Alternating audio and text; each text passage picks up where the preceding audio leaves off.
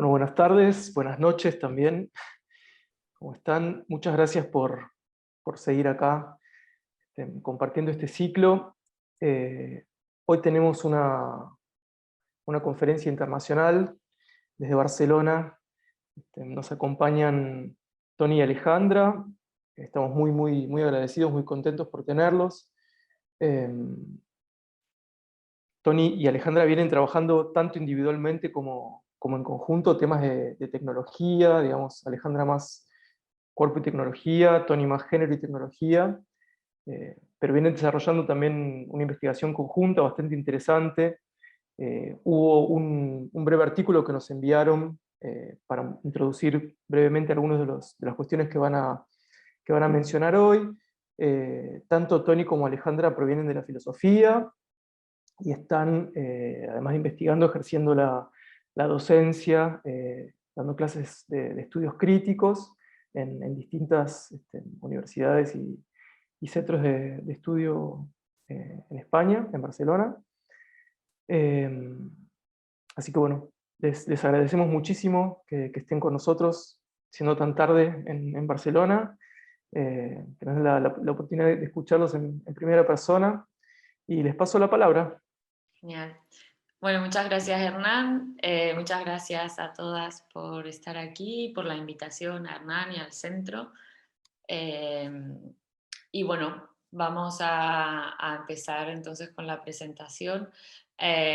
Lo primero que queremos hacer es una especie de descargo, ¿no? De poner sobre la mesa que... Una captatio benevolentiae. Exacto, o sea que no somos ingenieras y bueno, que puede que quizás metamos la pata en algunas cuestiones, y si es así, bienvenidos sean los comentarios o reformulaciones. Por otro lado, también comentarles eso, que venimos trabajando juntas en una serie de cuestiones que tienen que ver con este título que le hemos puesto, la IA, cuerpo de datos, individuación colectiva y proyecto social. Muchas de esas ideas están en el artículo que les pasamos, pero bueno, que también o sea, son ideas que están en un proceso bastante embrionario, digamos, y que en ese sentido tampoco hemos tenido muchísimo tiempo de trabajarlo, entonces vamos a presentar ideas que están en desarrollo, ¿no? Vale, y entonces para empezar a hablar de este tema de la IA, queríamos señalar que resulta bastante problemático, ¿no? Surgen varios problemas cuando hablamos de inteligencia artificial, y el primero de ellos tiene que ver justamente con la propia idea de inteligencia, en sentido general, ¿no? Antes siquiera de poder atribuir la inteligencia a una entidad artificial, la propia noción resulta problemática incluso cuando la atribuimos a los seres humanos, ¿no? Podríamos decir que al menos desde la tradición filosófica occidental, la inteligencia ha estado relacionada con las nociones de intelecto y de entendimiento, y en cuanto tal, con una actividad lógica y mental de conocimiento consciente. Y muchas de las discusiones y las revisiones que se hacen de este concepto han puesto el acento en la crítica al dualismo occidental mente-cuerpo, señalando que la actividad cognitiva no solo se refiere a una dimensión puramente psicológica mental, ni tampoco necesaria ni exclusivamente a una dimensión consciente, sino que también la cognición involucra aspectos sensibles, emocionales, afectivos, menos conscientes, integrando también en esa perspectiva la dimensión más corporal o somática. Por ejemplo, se habla hoy en día, ¿no?, de inteligencia emocional, y esta visión da lugar también a una crítica del concepto de inteligencia que va un poco más allá y que apunta también a la necesidad de atribuirle cognición a procesos materiales o a agentes no humanos, ¿no? En esta línea se hallan propuestas como la de Catherine Hayes, que señalan una cierta continuidad cognitiva que existe entre la dimensión consciente del ser humano con partes de sí mismo que no son conscientes, como por ejemplo algunos procesos celulares, químicos o digestivos, ¿no? Nosotros y nuestro sistema digestivo solemos, cuando comemos, nuestro sistema digestivo suele operar desde un conocimiento que podríamos denominar más procedural, si se quiere, sabiendo separar, por ejemplo, los nutrientes, eliminar elementos que pueden ser tóxicos, sabiendo asimismo distribuir perfectamente la energía que estos nutrientes aportan y distribuirla, hacerla llegar a aquellas partes de nuestro cuerpo que lo requieren, y todo ello sucede sin que nosotras seamos en lo más mínimo conscientes de ello, y sin embargo es este conocimiento somático el que va a hacer posible que pueda existir cualquier otro tipo de actividad cognitiva en el plano consciente.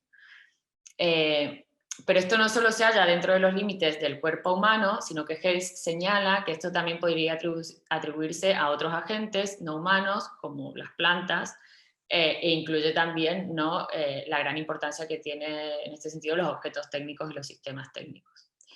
En su libro, Anthot, que si no me equivoco creo que es el último, ella afirma, y aquí la cito: la conciencia ocupa una posición central en nuestro pensamiento, no porque sea la totalidad de la cognición, sino porque crea las narrativas, a veces ficticias, que dan sentido a nuestras vidas y apoyan las suposiciones básicas sobre la coherencia del mundo. La cognición, por el contrario, es una capacidad mucho más amplia que se extiende más allá de la conciencia a otros procesos neurológicos del cerebro y también está presente en otras formas de vida y en los sistemas técnicos complejos.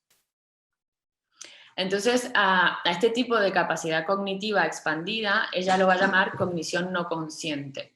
Y se refiere a ella, para no llamarla inconsciente, evidentemente, que si no eso provocaría como problemas, ¿no? Se refiere también a esta dimensión como lo impensado. Pero es importante remarcar que eso impensado no es completamente ajeno a la conciencia, sino que se halla en una relación con ella, constituyendo complejos ensamblajes cognitivos distribuidos a diferentes escalas y en diferentes agentes, ¿no? Y aquí cito de vuelta, dice: lo impensado se refiere a la existencia de procesos cognitivos no conscientes e inaccesibles a la introspección consciente, pero que son esenciales para el funcionamiento de la conciencia. Y se refiere también a la potente fuerza de las interacciones entre los sistemas humanos y técnicos que nos permiten comprender con mayor claridad las apuestas políticas, culturales y éticas de la vida en las sociedades contemporáneas.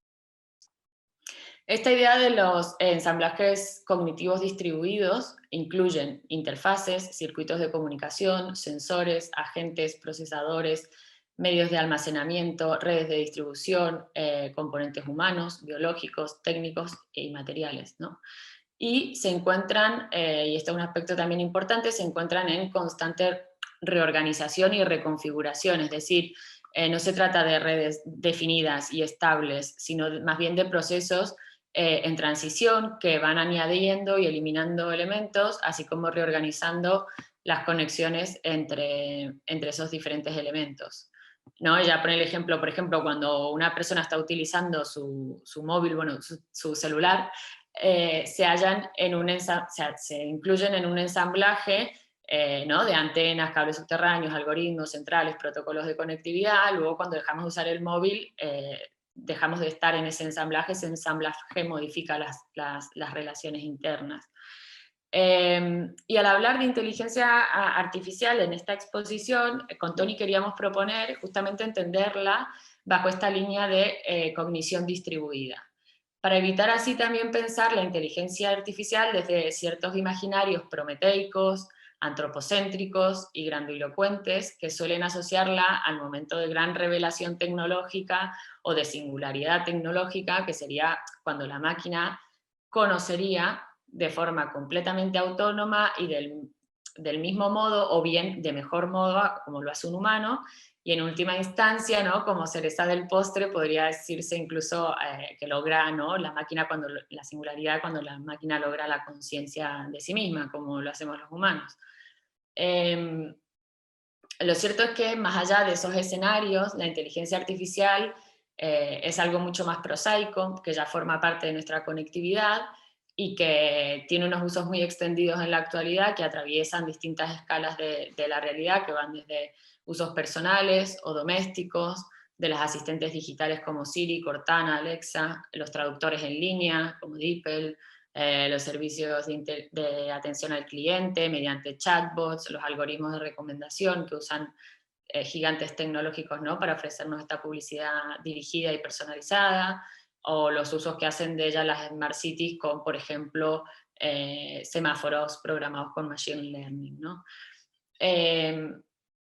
Y como hay otro libro interesante que hemos estado revisando, ¿no? de Steven Shaviro, que se llama Discognition, que apunta justamente que desde los inicios de la cibernética, la investigación y el desarrollo de las IA se ha visto bastante obstaculizado por esta infértil expectativa que busca que los ordenadores piensen de la misma manera que los seres humanos, o por la creencia opuesta que postula que los seres humanos piensan de manera análoga a cómo operan los ordenadores. A nosotros nos interesa hablar justamente de cooperación en el sentido de que existe un valor diferencial en las distintas formas de cognición del humano y la máquina, y eso es lo que soporta esta idea de cooperación, ¿no? Entonces, en lugar de ver la inteligencia artificial como algo grandilocuente, análogo o superior o totalmente autónomo a los seres humanos, nos gustaría pensarla como un agente más dentro de un sistema de ensamblaje de cognición distribuida, y porque creemos que pensarla de esta manera, en lugar de concentrarnos en el posible reemplazo de los seres humanos que podría llegar a generar la inteligencia artificial, por ejemplo, en puestos de trabajo, se desplace hacia posibles formas de articulación deseada entre humano-máquina que aprovechen ese capital cognitivo diferencial de los humanos y las máquinas en sinergias complementarias más que excluyentes o cooperativas más que competitivas, lo cual no significa no pensar ese posible reemplazo que pueden generar las máquinas en el trabajo, sino asumirlo para poder gestionar formas cooperativas que sean deseadas, ¿no? Entonces, una de las preguntas que planteábamos es desde qué marco podríamos plantear esta relación de cognición cooperativa, de modo que sea lo suficientemente robusta para generar cierta responsabilidad y compromiso social y político tanto en la sociedad civil como en las agendas de los estados. Y aquí quisiéramos plantear que para este fin puede quizás sernos útil partir de la idea de cuerpo de datos. Así como hemos visto ampliarse esta idea de la inteligencia superando el dualismo mente-cuerpo, seguimos concibiendo, sin embargo, en gran medida, el cuerpo única y exclusivamente desde un paradigma biológico-somático, pero en realidad también la realidad corporal, al igual que la inteligencia, puede pensarse desde marcos un poco más amplios que incluyan la complejidad en la que los cuerpos somáticos forman corporrealidades, llamamos corporrealidades para hablar de un espectro amplio de corporalidad, incluyan otras dimensiones no solo orgánicas, sino también técnicas, o como Stigler lo denomina también exosomático, ¿no? Algo que está fuera del cuerpo pero que también participa de esa configuración corporal. A través de la datificación, ¿no?, que hemos vivido y que seguimos viviendo en estas últimas décadas, se ha producido un crecimiento exponencial en las cantidades de datos que producimos diariamente, y esto no solo implicaría que existen simplemente más información sobre nosotras mismas, sino que también, esto es lo que queremos apuntar, estamos individuándonos psíquica y socialmente a través de los datos. Si entendemos el cuerpo como ese eje desde el cual el sujeto estructura su experiencia y su vida afectiva, vemos que hoy en día esa función de ejes estructuradores de la experiencia también la están cumpliendo en gran medida los objetos y los datos digitales, porque es a través de ellos que interactuamos con el mundo, con los demás, y estos espacios y entornos digitales también permean casi por completo todos los aspectos de nuestra vida íntima, social y política, ¿no? Entonces podríamos afirmar que la corporrealidad hoy en día comprende, ¿no?, este cuerpo somático tanto como un cuerpo de datos. Es decir, no solo interactuamos a través de un cuerpo de carne y hueso, sino que también lo hacemos desde este cuerpo de datos que se va haciendo cada vez más expansivo, más importante, relevante en nuestras vidas. Y también acá nos gustaría aclarar que el cuerpo de datos no solo se refiere exclusivamente a los datos personales, sino que designa como de una manera más amplia tanto los datos íntimamente ligados y derivados de nuestra actividad en línea, pero también se refiere a la disposición psíquica que se activa cada vez que operamos bajo las capacidades materiales, motrices, cognitivas y conectivas de los datos digitales. Es decir, que esta idea apunta más a redefinir la topografía subjetiva incorporando en ella el terreno de lo digital, ¿no? Y resulta que justamente nuestros cuerpos de datos son de extrema importancia para el entrenamiento de las inteligencias artificiales. A grandes rasgos, la inteligencia artificial suele entenderse como la capacidad de un sistema para interpretar correctamente datos externos, para aprender de dichos datos y emplear esos conocimientos para lograr tareas y metas concretas a través de una adaptación que sea flexible. Por lo tanto, en este desarrollo de las inteligencias artificiales hay como una dimensión que es cuantitativa, vinculada a ese conjunto y cantidad de datos con el cual se entrenan las inteligencias artificiales, y que ese valor cuantitativo de alguna manera se transforma en un valor cognitivo cualitativo de aprendizaje, ¿no? En ciertas ocasiones hay desarrolladores que pueden entender cómo operan las máquinas para aprender, pero en muchas otras ni los propios programadores son capaces de entender ni de explicar cómo eso sucede, ¿no?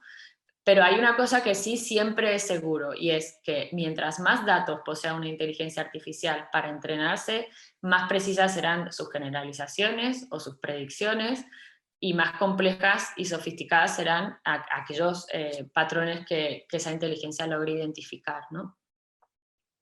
Es decir, que el potencial cognitivo implícito de nuestros cuerpos de datos es el que da lugar y nacimiento a las inteligencias artificiales.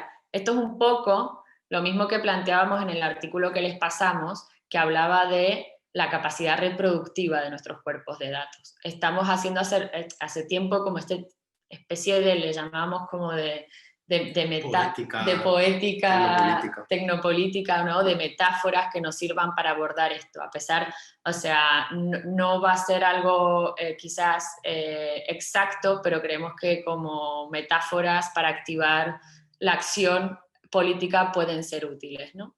Entonces la pregunta es, ¿cómo podríamos entonces pensar la inteligencia artificial como cuerpos cognitivos colectivos? Si planteamos que nuestro proceso de individuación psíquica se realiza también a través de nuestros cuerpos de datos, podríamos pensar el desarrollo de las inteligencias artificiales como partes de procesos de individuación colectiva, ¿no? Y entonces surge otra pregunta también, y es ¿de qué manera podríamos colectivizar y apropiarnos de ese potencial cognitivo de los datos, en lugar de dejarlo simplemente como para beneficio privado de estas grandes corporaciones tecnológicas, ¿no?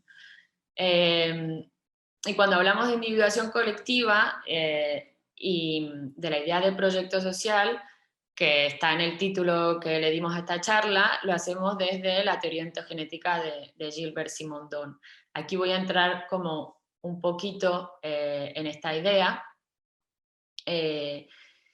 de Simondon, ¿no? La idea de lo social en Simondon es interesante porque se distancia tanto de la visión psicologista, que conciben los grupos como una aglomeración de individuos movida por ese dinamismo interno psicológico, pero se distancia también de una visión sociologista que da por supuesta la realidad de los grupos casi de manera sustancial. Para Simondon, lo social no es el extremo de una relación que se da con el extremo opuesto, en el extremo opuesto estaría el individuo, en el otro la sociedad, ¿no? De hecho, el individuo para él nunca está frente a lo social, sino que siempre se encuentra lo social a través de lo social, a través del grupo o de lo colectivo.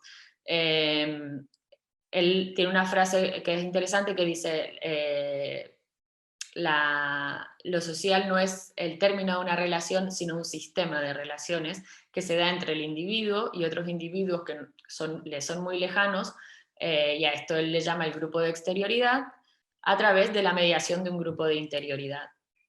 Grupos de exterioridad y de interioridad son realidades relativas, en el sentido que un grupo de exterioridad se transforma en grupo de interioridad cuando se activan procesos de individuación colectiva.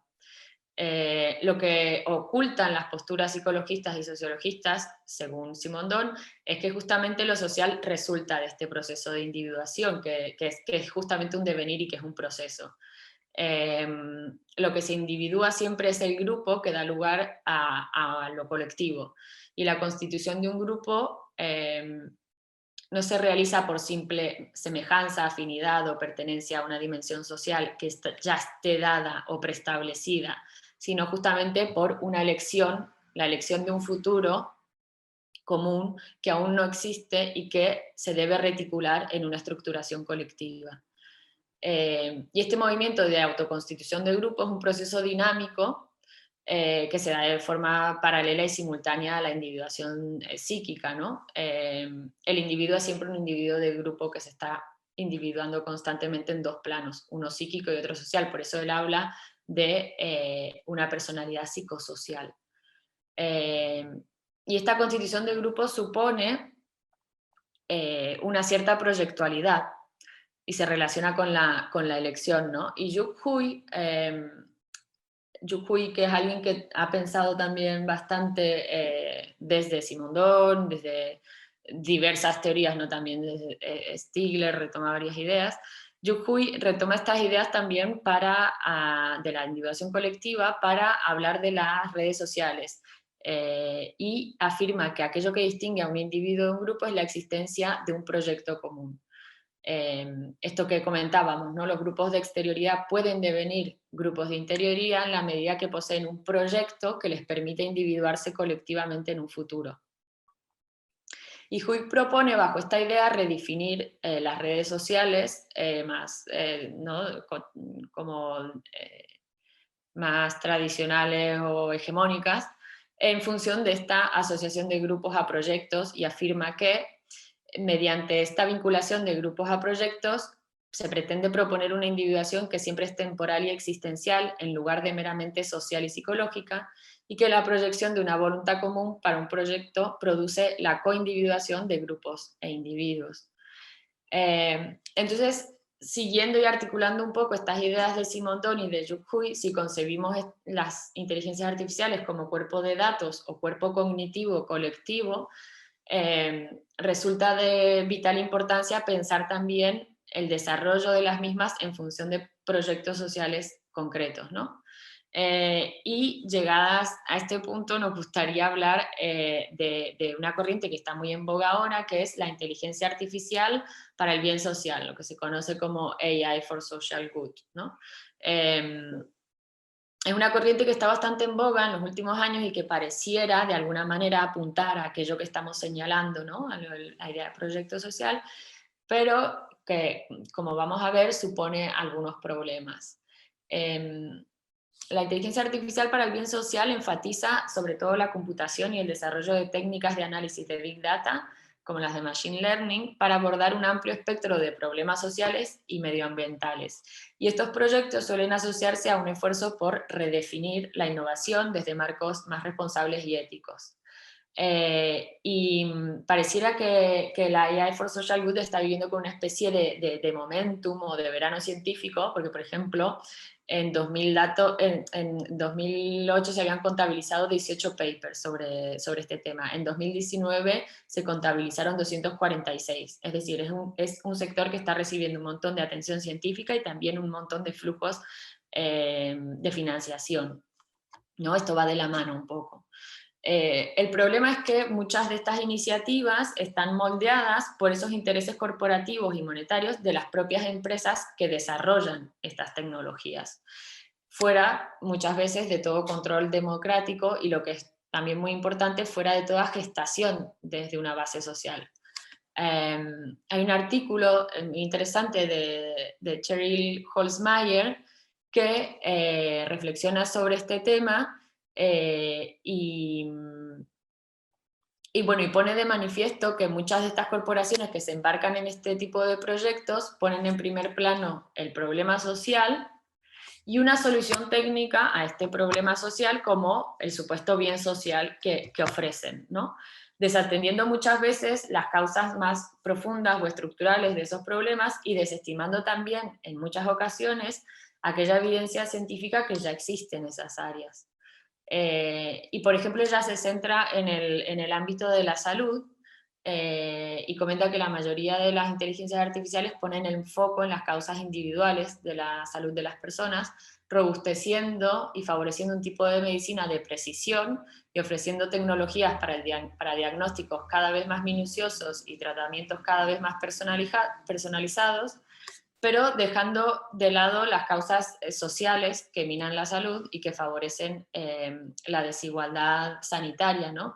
Como pueden ser la falta de ingresos adecuados, de vivienda asequible, la falta de acceso a alimentos sanos, o la discriminación, el hecho de no vivir en un ambiente que tenga aire y agua limpios, la falta de parques y de espacios verdes, la imposibilidad de pagar una educación o la imposibilidad de pagar un seguro médico.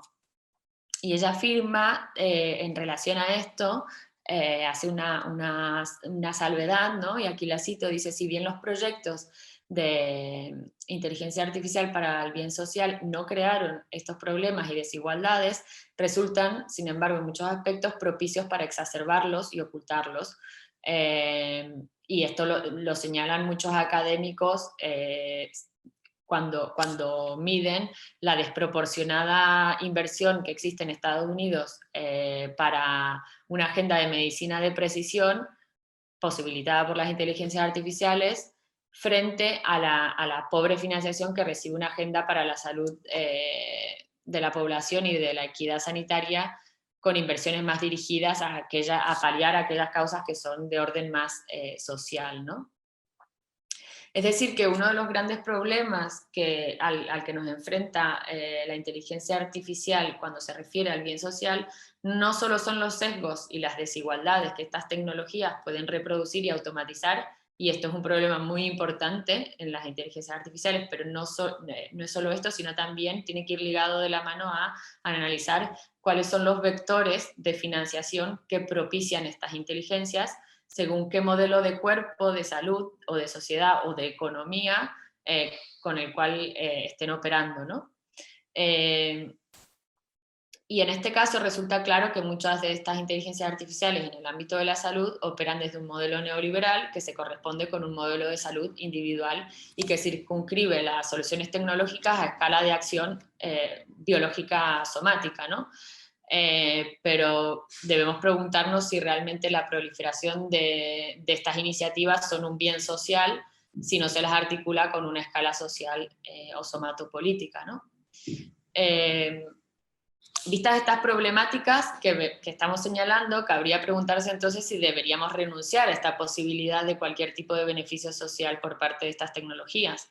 Y nuestra propuesta es que más que un abolicionismo de estas inteligencias, lo que tenemos que replantear es la inteligencia artificial no como mera herramienta técnica externa, sino como una cognición distribuida, ligada y derivada de nuestros cuerpos de datos, de modo que pueda asumirse su financiación y su desarrollo y también la infraestructura técnica desde bases sociales y estatales a partir de estos proyectos sociales concretos que sean validados democrática y colectivamente. El gran problema de la IA for Social Good, que ya es casi como una marca, es que asume el bien social como algo ya dado y predeterminado, algo que de alguna manera las empresas pueden conocer de antemano sin que tenga que ser definido desde bases sociales. Y retomando estas ideas de Simondon que comentábamos, esta presunción imposibilita la individuación colectiva, porque reifica lo social asumiéndolo como algo estable, sin contar que además lo deja en manos de empresas que tienen su propia agenda, con sus propios intereses, y que pueden aprovechar muy bien estas etiquetas bastante benevolentes para realizar una especie de ethic washing, ¿no? de lavado de cara ético en su reputación, ¿no? Entonces, para reorientar esta marca de AI for Social Good, nosotros proponíamos otra fórmula que es la inteligencia artificial desde la cooperación sociotécnica. Y acá era como, bueno, hacer un pequeño cambio en la preposición cambia muchísimo. Una cosa es que nos ofrezcan una inteligencia artificial para el bien común, lo cual ya supone ese bien común, ¿no? Como algo dado, a una inteligencia artificial que se desarrolle desde una cooperación, ¿no? Desde una cooperación y desde esa individuación colectiva desde los datos. Y aquí entonces, ya para ir como hacia el final de mi parte, y ya después le doy el lugar a Tony, queríamos apuntar una serie de cuestiones que son como que nos parece importante para esta reorientación en función de nuestras reflexiones, de algunas cuestiones que sacamos también de este artículo que he citado de Sherry Holzmeier. Primero que todo, frente a un paradigma de la inteligencia artificial que concibe estas tecnologías como proeza técnica y fruto únicamente del ingenio y de la innovación, la inteligencia artificial como cuerpo de datos colectivo con potencial cognitivo subraya la base social, corporal en sentido amplio, que supone el nacimiento y la condición de posibilidad de toda inteligencia artificial. Por otro lado, la idea de proyecto social requiere que tengamos claro no solo qué soluciones queremos, sino también qué preguntas debemos hacernos, ¿no? Es decir, cuáles son las problemáticas a las que queremos hacer frente y desde qué modelo social y político abordamos estas problemáticas. Porque como dice Thomas Pynchon, si consiguen que te hagas las preguntas equivocadas, las respuestas no importan. Y frente a un modelo de datos acumulativo, competitivo y expansivo de estas iniciativas que suelen reclamar siempre la necesidad de producir más datos, la inteligencia artificial como cooperación sociotécnica propone un modelo organizativo, digestivo de los datos que busque direccionar y sacar el mayor provecho y potencial cognitivo de los datos que ya existen. Por otro lado, otro punto es que desde este paradigma que supone que la lógica del mercado puede proveer de forma externalizada y operando desde el sector privado soluciones tecnológicas a problemas sociales, esta propuesta, ¿no?, de cognición cooperativa busca generar alianzas entre herramientas que puedan ser generadas desde el sector público y los distintos agentes que ya vienen trabajando en el área social en cuestión. Por ejemplo, ligar estos proyectos a movimientos sociales o activistas o a gente experta que ya esté trabajando en esas áreas, así como el corpus de conocimiento científico que ya está acumulado de manera transdisciplinaria, obviamente, y también relacionando los principales afectados por esos problemas sociales o aquellos que están directamente implicados en estos proyectos, ¿no? Por otro lado, y para terminar también con algunas de las ideas de Simondon, frente al modelo de la inteligencia artificial que aboga por una autonomía, por una automatización cada vez, digamos, más autónoma de las máquinas, proponemos un modelo que favorezca esta cooperación humano-máquina, entendiendo estas capacidades cognitivas diferenciales, ¿no? En línea con estas ideas de Simondon, pero que están en otro de sus libros, pero es todo un sistema bastante interesante lo de él. Hay un acoplamiento interindividual entre el humano y la máquina cuando las mismas funciones autorreguladoras, que podríamos decir de automatización, son realizadas mejor y con más precisión por el acoplamiento humano-máquina que por el humano solo o por la máquina solo. En definitiva, creemos que de lo que se trata no es de negar el potencial social de la inteligencia artificial, sino al contrario de reenmarcarlo como un problema que involucra la gestión pública y colectiva de nuestra corporrealidad en sentido amplio, ¿no? Y ahora Tony va a comentar un poco esta idea de qué manera podemos aprovechar esa capacidad diferencial que tenemos cognitivamente los humanos con las máquinas para abordar problemas que tienen una complejidad y una escala bastante amplia, ¿no? Sí, mi exposición va a ser bastante más prosaica, voy a intentar aterrizar un poco, porque voy a hablar de casos concretos que tienen que ver sobre todo con cómo representar la complejidad, que es un tema sobre el que Alejandra y yo venimos trabajando a partir de un concepto de lo sublime digital que retomamos de Fredric Jameson, de Alberto Toscano y de un poco la línea aceleracionista que intenta desarrollar herramientas cognitivas y materiales para afrontar muchos de los desafíos contemporáneos. Y claro, estos desafíos en gran medida tienen que ver con que hoy nuestra realidad, tanto política como económica y medioambiental, está marcada por sistemas y procesos que son cada vez más interconectados y fragmentados, lo cual desencadena a su vez dinámicas no lineales, efectos no intencionados, Y esto lo podemos observar en fenómenos muy dispares o que puede parecer que tienen poca relación entre ellos y que irían desde el cambio climático antropogénico hasta la crisis financiera del 2008 o la actual pandemia de COVID, que han superado con creces nuestras capacidades y habilidades de previsión, de anticipación y de cálculo. Claro, por lo general cuando se critica la creciente complejidad de las sociedades contemporáneas se suele hacer de una posición condenatoria, ¿no? Y pienso, por ejemplo, en Bifo, que es un filósofo al que admiro y valoro profundamente. Ambas valoramos y admiramos profundamente, pero desde un punto de vista analítico no se puede decir que la abstracción sea ni positiva ni negativa, sino que es simplemente una consecuencia necesaria de la complejidad a nivel formal y social. Y por tanto no debe verse como un mal en sí mismo, sino como el efecto de sistemas materiales reales, aunque puedan existir abstracciones nocivas, como por ejemplo las que rigen el capitalismo financiero, ¿no? Es decir, el problema realmente reside en nuestra incapacidad para navegar tal complejidad, y aquí entendemos por navegación la capacidad de orientarse en un contexto de gran incertidumbre, encontrando puntos de referencia que permitan dotar de direccionalidad a la acción, que es una capacidad que hoy parecemos haber perdido, ¿no? Y por esto hacía referencia a Bifo cuando habla del fin de la política, ahora que estamos atravesados por flujos de información tan densos, veloces y complejos, que no somos capaces de elaborarlos de forma consciente, con lo cual no hay posible deliberación y ahí acaba el arte de la gobernanza y todo acaba siendo un automatismo tecnolingüístico, ¿no?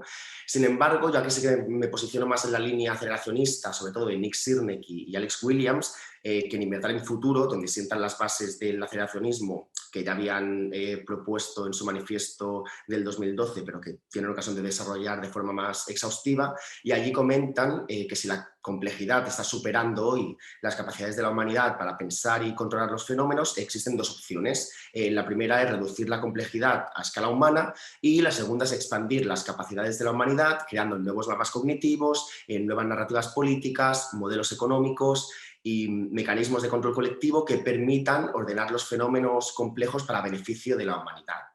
Y es en esta línea en la que me interesa pensar la inteligencia artificial, ¿no?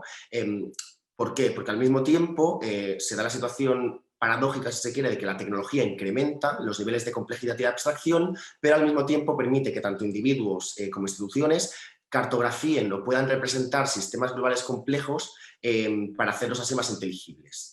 Por ejemplo, Nick Sirnick, en su tesis doctoral que se llama Representing Complexity, señala que mediante el desarrollo, la difusión y el uso de diferentes tecnologías de representación, los actores humanos han llegado a crear nuevos mapas cognitivos del mundo actual.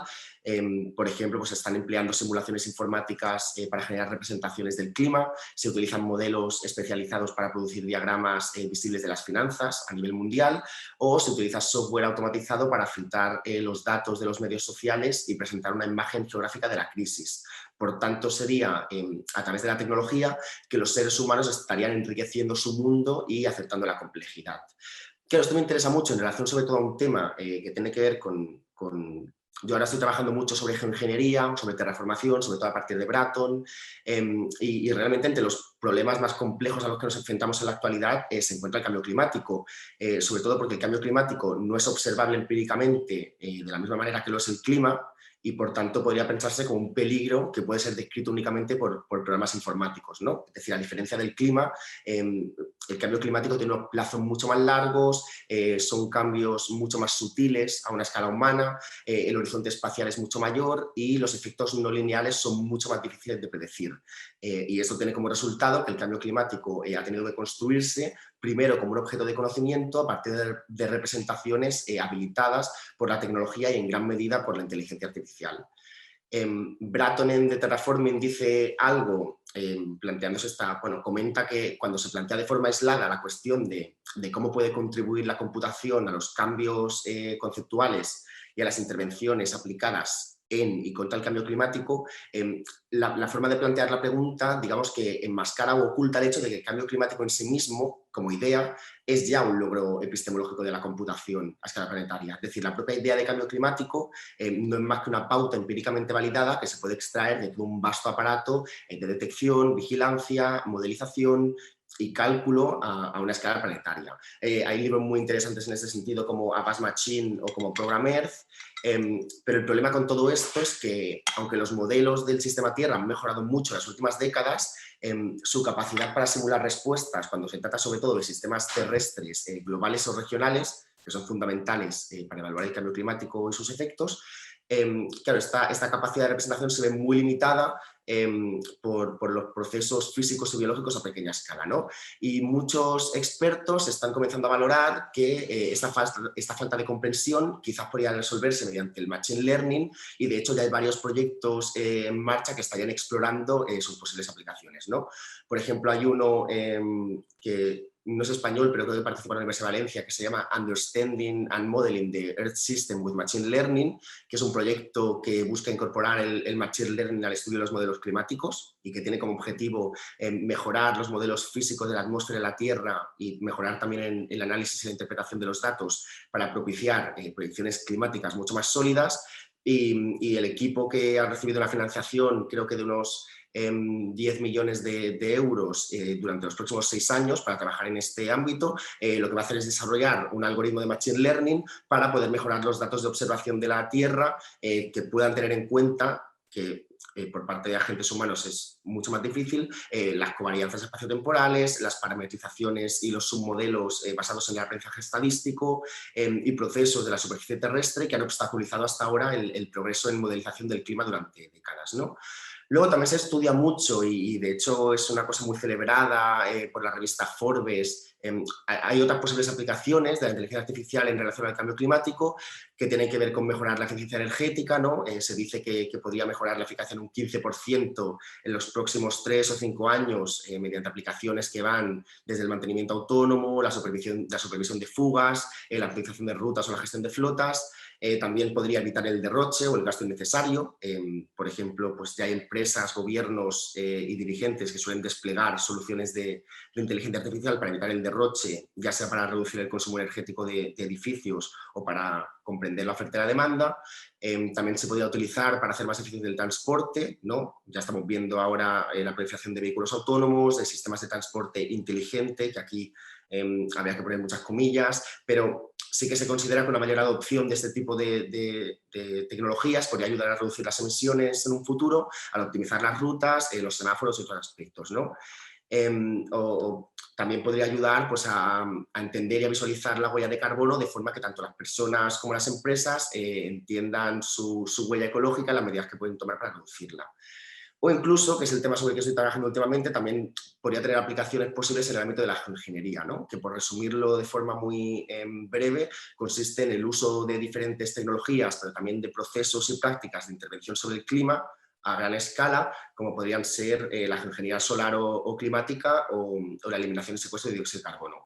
En cualquier caso hay un problema y es que todo esto acaba siendo, no tanto la parte de la modelización, pero sí estas posibles aplicaciones enfocadas a la eficiencia energética y demás. Es decir, son parches tecnológicos que omiten el problema, como comentaba Alejandra, ¿no? Que sitúan el bien social o dan una solución tecnológica muy sencilla a problemas que en realidad tienen una causa, una raíz mucho más profunda, como son nuestros modelos de producción y de consumo, y por tanto estarían retrasando la descarbonización o el paso a modelos económicos no tan destructivos y extractivistas como el de ahora.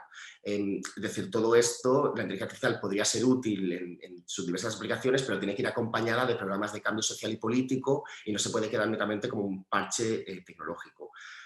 Luego hay otro ámbito de posible aplicación de la IA para un bien social, siempre teniendo en cuenta que este bien social tiene que ser definido de forma, digamos, colectiva y democrática, pero que tiene que ver con la planificación económica, ¿no? Yo aquí no me voy a detener mucho porque mi formación no es de economista y por tanto hay aspectos técnicos que se me escapan, y voy a comentar un libro que se llama Cibercomunismo, Planificación Económica, Computadoras y Democracia, que es de Paul Coxshott y Maxi Nieto, que está plagado de ecuaciones, plagado de fórmulas matemáticas que para mí son completamente ininteligibles, pero por resumirlo un poco, lo que hacen es evaluar las posibilidades del socialismo y de la planificación económica a la luz de las nuevas capacidades científico-técnicas actuales en los campos de la informática, de las telecomunicaciones y de la inteligencia artificial. Y propone para el debate un modelo de economía socialista que estuviera democráticamente planificada, que fuera viable y eficiente.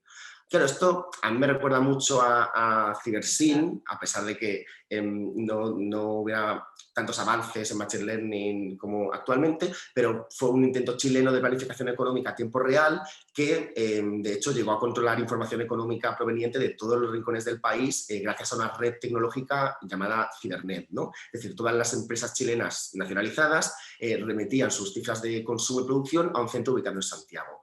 Y uno de los impulsores o de los desarrolladores comenta el funcionamiento, voy a citarlo, dice, en una pared, una sucesión de pantallas mantenía actualizada la información procedente de las fábricas nacionales.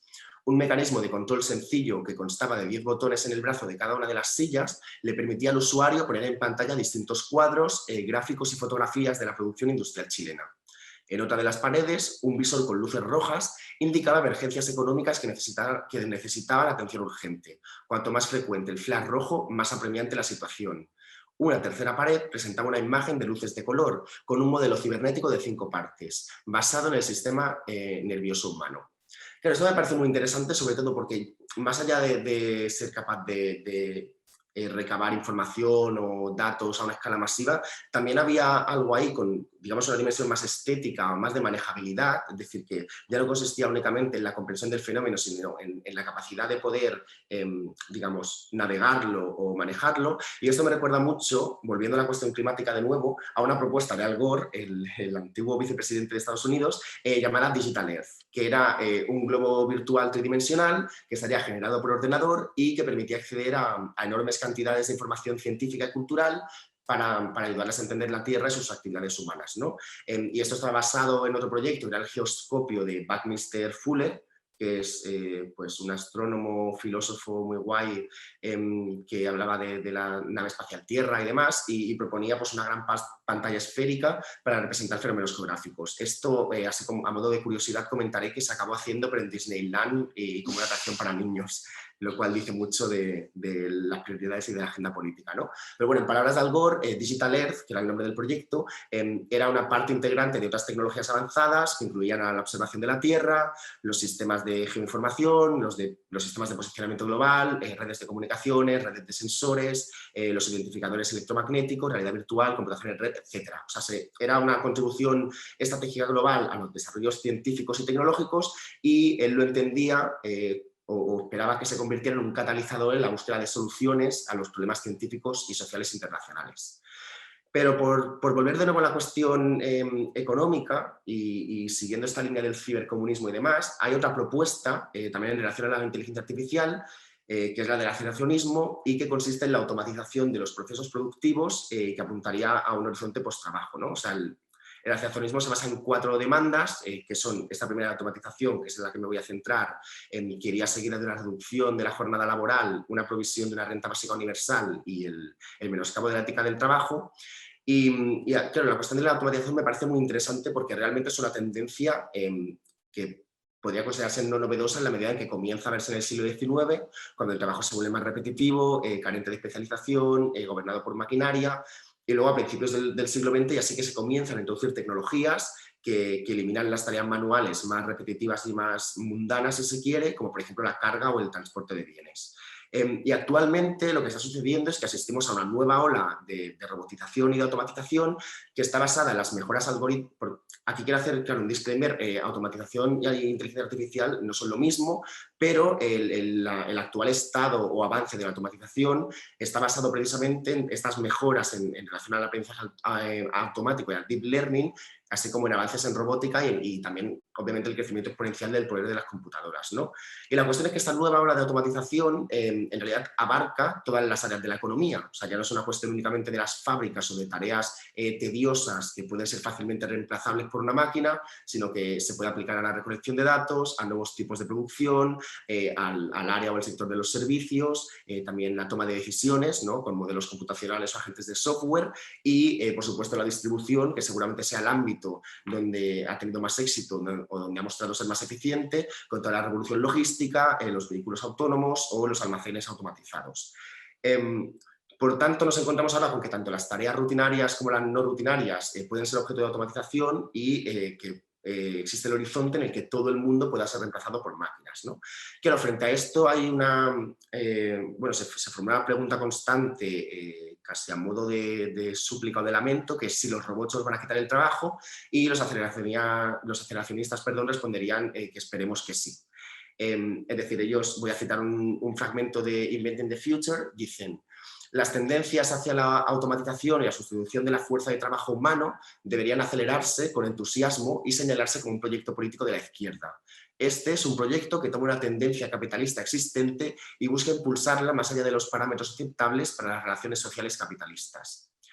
Claro, obviamente esta postura ha sido, por resumir un poco, el aceleracionismo lo que prevé es una transición al socialismo, reduciendo o eliminando la necesidad de trabajar y proporcionando una renta básica universal, ¿no? Es decir, la productividad generada por las nuevas tecnologías va a crear condiciones de abundancia que en gran medida van a reducir o eliminar la necesidad de sustituir los mercados por complejos mecanismos de planificación social.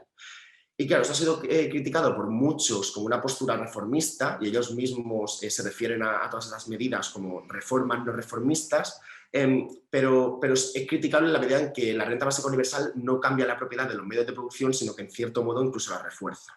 Es decir, habría que centrarse, y esto lo dicen autores como, no me va a venir el nombre, pero el libro se llama Inhuman Power, sobre inteligencia artificial, el futuro del capitalismo, y ellos sostienen que habría que centrarse en el desarrollo de nuevas formas de propiedad colectiva de la inteligencia artificial y en la aplicación de la inteligencia artificial para colectivizar otros sectores. Es decir, el objetivo debería ser convertirla en una utilidad pública computacional, si se quiere, que estuviera sujeta a un control democrático.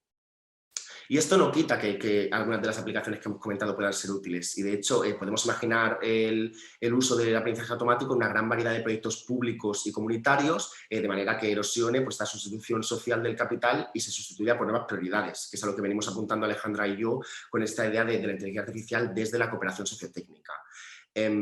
La cuestión, y lo que comentan en este libro de Human Power, es que la toma de decisiones colectivas sobre la tecnología, sobre las tecnologías, la inteligencia artificial y en general de la cuarta revolución industrial, deben incluir la posibilidad de que los caminos no se tomen y que los humanos rechacen la liquidación de sus actividades por la inteligencia artificial. Es decir, aquí está siempre presente la posibilidad de decidir, que es algo que apuntábamos también en el artículo sobre la justicia reproductiva como marco de soberanía digital, que si lo habéis leído, hablábamos de la diferencia entre derechos reproductivos y justicia reproductiva, ¿no? Es decir, los derechos reproductivos, sobre todo en los 70, estaban muy enfocados en el derecho al aborto, la autonomía corporal y la crítica a la exención biomédica y la disposición que ejercía sobre los pacientes o usuarios, mientras que la justicia reproductiva, que cobra protagonismo en los 90, apunta ya no solo al derecho al aborto, y aquí podríamos hablar de aborto de inteligencias artificiales, o a la autonomía, sino que también tiene que ver con garantizar las condiciones como para que esa elección sea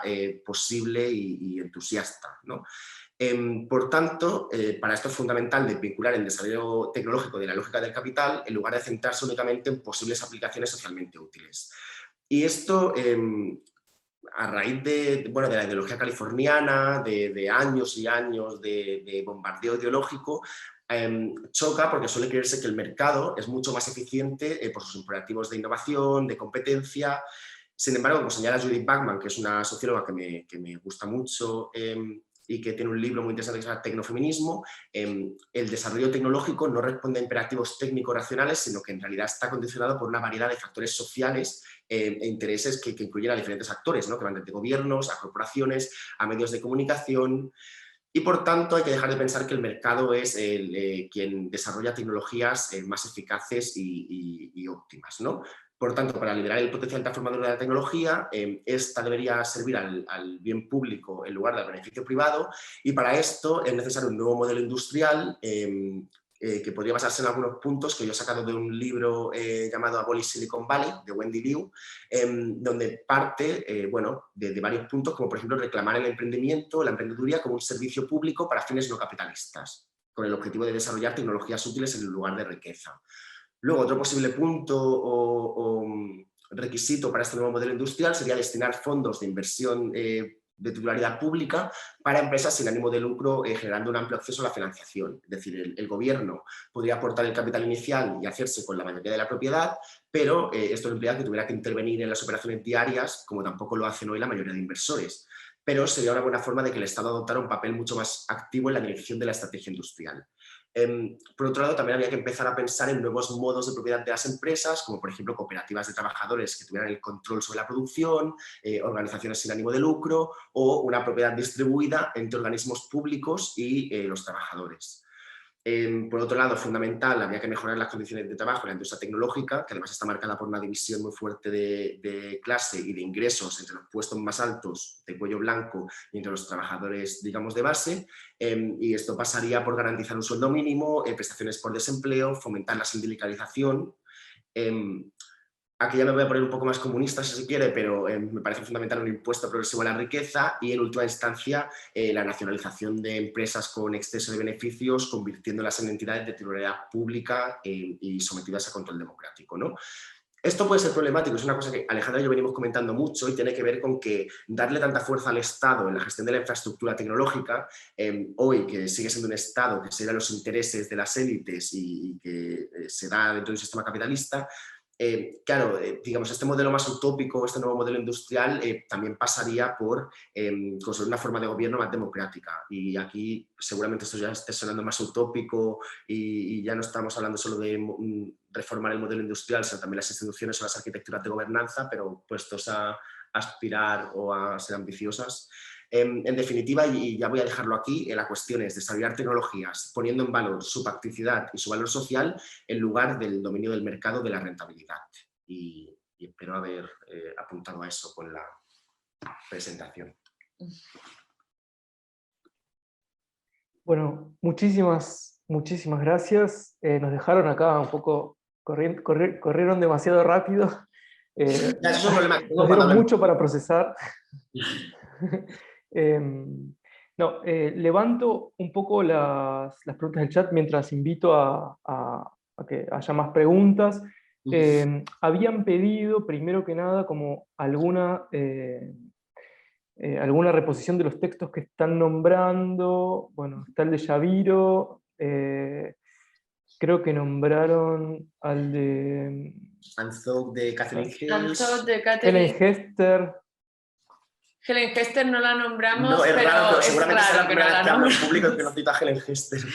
Sí, Helen Hester en todo caso es xenofeminismo de caja negra. Sí, bueno, la cuestión, quiero decir, sí que es cierto que esta cuestión de la justicia reproductiva para el cuerpo de datos vino de una especie de epifanía que tuvo Alejandra leyendo una sección sobre el movimiento por la salud de las mujeres y cambiando la palabra salud por... No, era cuerpo simplemente por cuerpo de datos y luego también hay una entrevista que le hacen a Helen Hester en un lugar que eso sí que no está en xenofeminismo, en el que habla de un libro de Dolores Haidt que se llama The Great Domestic Revolution. Luego otro tema que hemos comentado, un artículo que hemos comentado al principio, yo al menos, era el de Cherry Horsemeyer, que se llama Beyond AI for Social Good. Esto es un artículo que ha salido... Igual podemos hacer un Google Drive luego. Podríamos compartir. Eso pensaba. Sí, si les parece bien. Porque hemos mencionado como, básicamente, o sea, igual perdón, porque hemos hecho como, nosotras estamos pensando y estamos pensando desde un montón de autoras y referencias y gente que también está pensando. Entonces, podríamos como poner una bibliografía de todo lo... Sí. Eso sería bárbaro. Después lo compartimos, Sí. aunque sea los títulos, y si alguno tiene digitalizado, vale. buenísimo. Claro. Luego, bueno, a mí realmente me pareció excelente, digamos, el punto que están tratando de iluminar. Se me ocurre como pensar, bueno, que algo del debate, digamos, previo, más de hasta los 90, digamos, que tenía que ver con denunciar la opacidad de la política, digamos, frente a la transparencia de la economía, por ejemplo, denunciar la opacidad de la política, ¿no? Y me parece que podría ser riesgoso, digamos, en algún momento dejar de lado esa opacidad de la política. Es decir, esto que ustedes decían, bueno, siempre y cuando la inteligencia artificial, por ejemplo, sea utilizada en términos, digamos, que miren hacia la autonomía, que miren hacia la autodeterminación, etc., bueno, ahí es un uso posible. Ahora, creo que un riesgo al que nos enfrentamos permanentemente en el debate actual es a volver a desvalorizar, digamos, esa opacidad de la decisión común, que la inteligencia artificial tiene muy, muy buena capacidad para, de alguna manera, empujar o invitar hacia algunas aristas. Levanto dos preguntas que hace Juana Servi, y si quieren ahí comentan algo. Bueno. Vale. Dice, la primera, si consideran que hay un cambio original en la forma en la que los humanos estamos relacionándonos con la tecnología en relación tanto a la supuesta pérdida del logos, que hay autores que dicen que se está produciendo en los seres humanos, y por otro lado, en relación a la capacidad que las máquinas tienen de producir arte. Él dice, hoy el arte y la palabra se ponen en duda entre los seres humanos al mismo tiempo que las máquinas los están produciendo. Vale. A ver, vale. Relación a la primera cuestión que ponías tú, Hernán, de la opacidad política. Es complejo, porque yo creo que efectivamente, como lo estás señalando, muchas veces la opacidad política es necesaria, ¿no? O sea, quiero decir, la política conlleva ciertas ambigüedades que no son fácilmente cuantificables ni datificables, y eso es una dimensión que se tiene que tener en cuenta, y no nos podemos evadir de ello, ¿no? No sería ni siquiera razonable pensar eso, ¿no? En ese sentido, frente a lo que nosotros estábamos apuntando como cooperación en función de ese nivel diferencial, creo que apuntamos un poco a eso. ¿En qué medida hay cosas que requieren ser cuantificadas y serían positivamente mejorables si son cuantificadas, y qué cosas realmente no lo requieren? ¿Necesitamos producir datos en todos los aspectos de nuestra vida o no? ¿O necesitamos producirlos en aquellos aspectos que realmente son beneficiosos, ¿no? Sí que existen, creo, igual datos a nivel de gestión pública que serían útiles tener o generar y que no son generados, así como otros datos que son innecesarios y que cuesta mucho dinero y que son generados, ¿no? Es como que se podría revisar eso, pero cuando hablamos de política a nivel del arte político, de la polis, de la discusión y de la palabra, sí que hay un ámbito de ambigüedad que es el valor diferencial humano, que para nosotros es como eso no tiene que, no es todo el rato lo que hemos pretendido como señalar, es que no lo que decíamos al final sobre Simondon, no se puede, o sea, funciona mejor ese acoplamiento técnico humano cuando realmente hay ciertas funciones que se pueden cumplir mejor complementando las funciones, pero no superponiendo una a la otra y anulándose, ¿no? Y creo que en ese caso que lo señalas, sí, tiene mucho sentido, ¿no? Yo quería comentar algo, y me viene muy bien ahora que has dejado lo de la acotación humano-máquina, sobre el rol de la inteligencia artificial en la producción artística, porque me ha venido a la cabeza un debate muy interesante que inició Grimes, cayendo en esta mistificación de la inteligencia artificial, esta imagen de la singularidad que va a venir a sustituir a los humanos y que va a suplantar nuestro rol genuino en la producción artística y demás, a lo cual Holly Herdon respondió con un texto que se llama, bueno, era un texto a favor de la interdependencia, lo que llama interdependencia, y que ponía unos términos muy parecidos a esta cooperación humano-máquina, donde lo deseable precisamente es digamos que el resultado es mejor cuando se da ese acoplamiento y no cuando actúa el humano solo, la máquina por otro lado. Es decir, ella abogaba por entender la inteligencia artificial como un medio más de los tantos que hemos utilizado para desempeñar este rol o para producir arte, pero que no venía a sustituirnos, sino que precisamente lo que tenían que darse eran pues esas simbiosis. Claro, yo creo que eso es interesante porque todo esto apunta al final a que cuando queremos poner en términos excluyentes el humano y la máquina, se despierta todo el rato una lógica competitiva. Y eso es lo que hemos querido como de alguna manera trabajar en el título proponiendo, ¿no? Estas dinámicas más cooperativas. Porque al final ni el humano existe sin una dimensión técnica, ni la técnica existe sin una dimensión humana, ¿no? Hay como que partir de esa base para lo que sea que venga en relación a cómo nos relacionamos y abordamos los problemas sociotécnicos, que siempre son sociotécnicos, ¿no? Es como partir de ahí.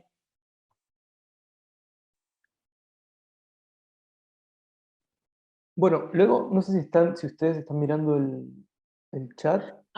Espérate, que no lo hemos abierto al chat.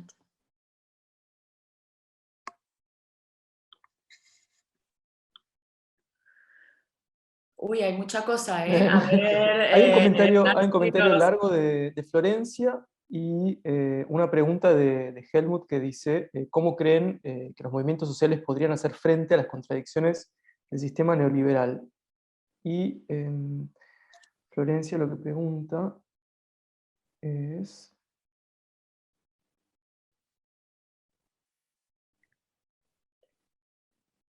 ¿Puedo empezar respondiendo a esto? Dale, sí.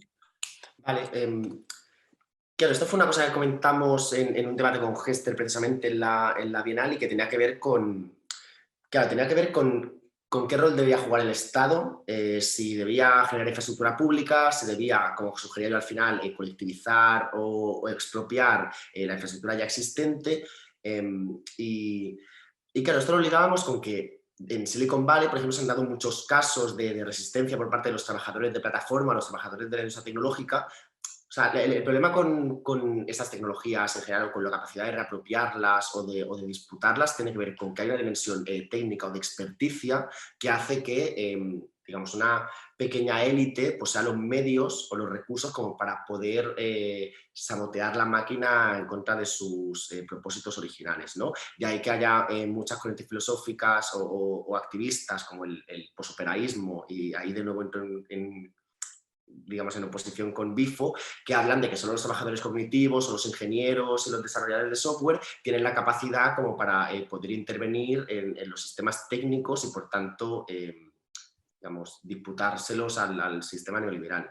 Sí que es cierto que esto que comentaba, ¿no? Que hay muchos trabajadores que han empezado a tomar conciencia de la responsabilidad que acarrea el desarrollo de ciertas tecnologías y, por ejemplo, en Microsoft se negaron a que se vendiera su software de reconocimiento facial al sistema de control de inmigración y de aduanas de Estados Unidos, ha pasado lo mismo con Amazon, con Google, etc. Es decir, que creo que aquí los movimientos sociales de nuevo se topan con la falta de empoderamiento, de capacidad para llevar a cabo una transformación social a gran escala, pero sí que hay ejemplos o casos que apuntan a cierta toma de conciencia y cierta capacidad de intervención, aunque luego no resultaran... Sí que consiguieron, por ejemplo, creo que lo de Google y Microsoft consiguieron que no firmaran el contrato y que la empresa no cediera esos sistemas.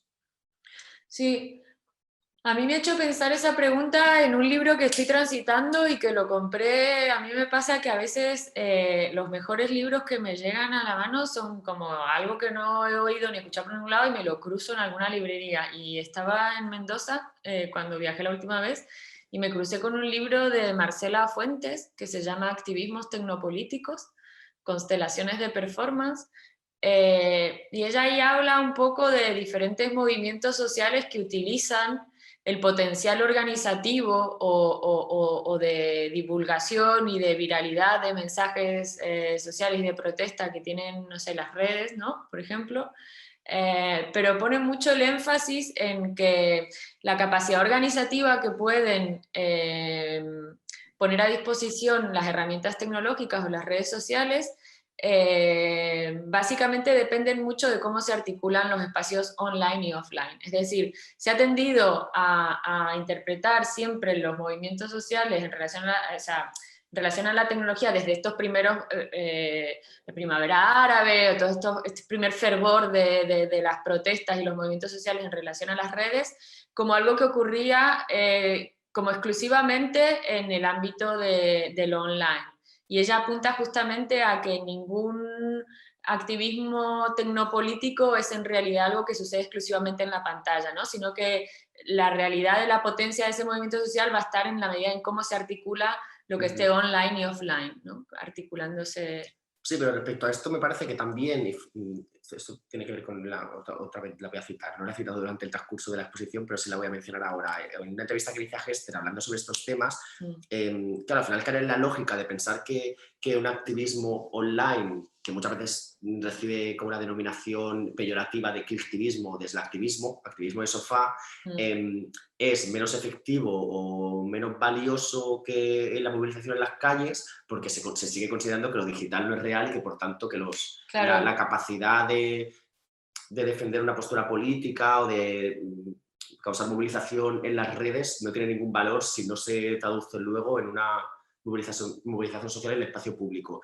Que yo reconozco que igual por mi tradición política, que sí que es un poco más boomer si se quiere, tiendo a pensar en esto, pero habría que plantearse... Claro, el tema es, lo que apunta ella, es que justamente esa división, ¿no?, entre el espacio digital como algo diferente o algo no lo suficientemente real y lo offline como lo más real no tiene en realidad sentido. Las dos capas están operando en distintas dimensiones de esa realidad. Y en realidad la protesta online potencia ciertas cosas que no puede potenciar desde fuera de la pantalla, por eso esa necesaria articulación, pero justamente apunta a algo similar, yo creo ella.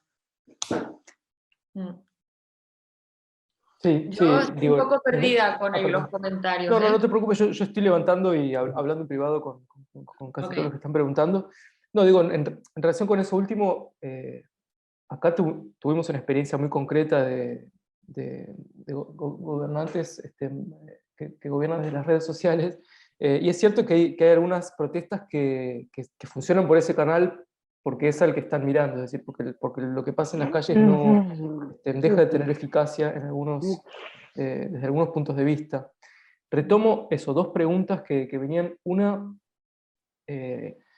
digamos, tratando de ver la eficacia del blockchain para la protección de datos. No sé si quieren decir algo o si han pensado algo al respecto, para protección de datos personales o para la reutilización, digamos, de eso común a través de la tecnología del blockchain. Y bueno, después, claro, el problema un problema que se ve muy claramente desde Latinoamérica, como dice Helmut, que es, hay una base material de la cultura digital que tiene que ver con la explotación de recursos materiales y de seres humanos, que por ejemplo se ve en los proyectos de minería a gran escala, de gran extractivismo en nuestros territorios. No sé si algo les resuena también de eso. Sí, o sea, totalmente. Igual creo que lo de geoingeniería, igual tú tienes más cosas que decir que yo, pero una de las grandes narrativas, ¿no?, que hemos asumido, bajo las cuales hemos asumido las tecnologías digitales, son estas narrativas de la nube, de lo etéreo, que apuntan a esta idea inmaterial que es totalmente engañosa, ¿no? Y al final hay un consumo material súper importante y energético súper importante de estas tecnologías. Y creo que por eso, y precisamente porque además... sí, hay una conferencia, no me voy a acordar ahora el nombre, una conferencia súper interesante de una investigadora que hablaba justamente, ¿no?, de la minería a gran escala, de los metales raros que se utilizan para la producción de las tecnologías digitales. De Puinelli, ¿no? No, era una confe que dieron en el PIB, el ciclo de petróleo. Y hablaba de cómo muchas veces estas empresas que parece que están teniendo como huella de carbono, disminuyendo la huella de carbono, están aumentando, requieren cada vez más la utilización de estos metales raros que existen en muy poca proporción en la Tierra y que requieren, como están cada vez más adentro, más en profundidad, requieren cada vez más energía y más coste ecológico, ¿no?, llegar a ellos. Y creo que justamente por todas estas complejidades materiales, y eso es una de las bases para abordar socialmente la tecnología, la tecnología digital no va a dejar de existir, ¿no? Pero en ese aspecto es por eso que debe tener una dimensión más de orden público, ¿no? Es como que las tecnologías han estado siempre asociadas a los canales de innovación privados, con financiación privada, ¿no? Más que públicos, y por eso, justamente por ese tipo de cosas, ¿no? Como el coste ecológico y energético que suponen estas tecnologías, tenemos que decidir colectivamente, y quizás para eso sí que hacen falta datos, y no están esos datos, ¿no? Ahí hay como esta dinámica de qué datos necesitamos y qué datos no, qué datos hay en exceso y no necesitamos, ¿no? Creo que esta es la cuestión que quería relacionar yo con, por ejemplo, la cuestión del uso de la inteligencia artificial con fines, digamos, ecológicos, o utilizada para la lucha contra el cambio climático. Y muchas veces se señala precisamente que utilizar una tecnología que consume tanta energía, que consume tantos materiales y demás, puede ser contraproducente, pero esto precisamente tiene que ver con esta diferencia que planteabas tú entre un modelo expansivo y un modelo digestivo. Que hoy en día la mayoría de consumo energético de la computación a escala planetaria no tiene que ver con las ciencias del clima o con las ciencias de la Tierra. No, tiene que ver con la publicidad dirigida. Tiene que ver con redes sociales, tiene que ver con un uso mucho más banal y mucho menos socialmente útil que el que podría tener destinarlo a, igual, recabar menos información, pero recabarla para las cosas que verdaderamente importan. Exacto. Con el fin de... Exacto, o sea, ¿por qué necesitamos, ¿no?, tantos datos de nosotras? ¿No es eso, la cantidad de energía que requiere eso? Sí. Y luego hablaban de lo del blockchain. Yo blockchain no me animo a hablar mucho porque tampoco entiendo mucho. Lo que sí quizás podría decir, que no sé si, no era a través de, no sé si era a través de blockchain, no lo sé, pero por ejemplo hay un proyecto interesante aquí en Barcelona que es el de CIDIM, que se utiliza para como una plataforma de participación ciudadana, ¿no? Democrática, y tiene un convenio con el ayuntamiento, digamos, con el municipio de Barcelona, y utilizaron como con Decode, otro proyecto, tecnologías de encriptación para que los votos los votos y la actividad de los participantes estuviera protegida. Y en ese sentido, por hablar de encriptación, pero blockchain no me animo a decir nada más. O sea, sí, o sea, muy interesante porque se utiliza tanto para la toma de decisiones colectivas como para obtener información sobre financiación y recursos en la ciudad, como para organizar eventos que no tengan que pasar por alguna de las grandes redes sociales del GAFAM o de este conglomerado de Google, Facebook, Amazon, etc. O sea, funciona como una red social y tiene la interfaz de una red social, lo cual facilita mucho el uso. Y creo que tiene un nivel de participación bastante alto, quiero decir que... Sí, bueno, ahora están poniendo en marcha, por ejemplo, a través del DECIDIM, la gestión de una parte del presupuesto municipal que está siendo decidido colectivamente a través de esa plataforma, ¿no? A que, por ejemplo, si los vecinos van a querer destinar esa parte del presupuesto porque consideran que no hay suficientes espacios verdes allí, pues será para eso. Si consideran que hay que mejorar no sé, las cañerías, o sea, ¿no? Como eso, carril bici, que va por ese lado. Y si en esos procesos democráticos podemos utilizar la encriptación para proteger la identidad también de las personas, me parece interesante. Pero no sé si funciona bajo blockchain o no, y es como que me supera un poco el tema de blockchain, la verdad.